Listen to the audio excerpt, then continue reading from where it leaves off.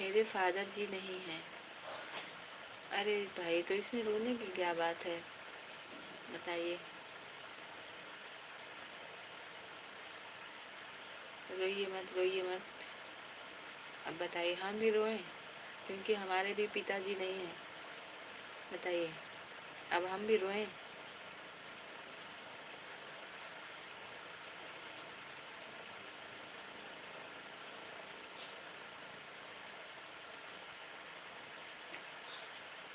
जिसके नसीब में जो जब तक के लिए हैं, वो जब तक के लिए ही धरती पर रहेगा ना भाई।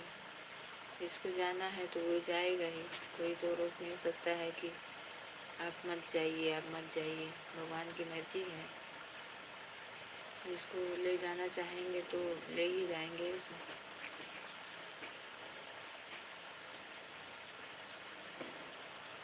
आप इतना टेंशन मत लीजिए।